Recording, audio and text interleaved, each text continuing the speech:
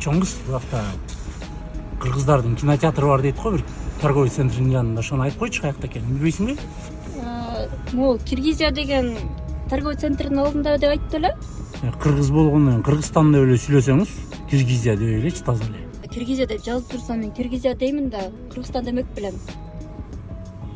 Булар эмне Киргизия деп койгон, азыр мен бар оңдотуп келейинчи булар. Оор оңдотуп кел.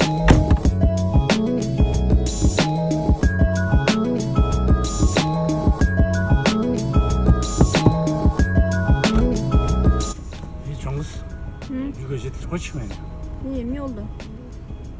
Эчтегем жок калды, мен үйгө барайын. Макул мен. Эмне болду ошондо? Жаңы эткенби? Оңдоп калды го дейм. Кинотеатрга барбай калдыңбы? Көз көрбөсө кинотеатрга көз айыкканда баралы, Каражан деген кино чыкты. Сени алып барып келейин. Ошондо Киргизия деген жаздын көзүн көрбөгөндөй болгон экен да.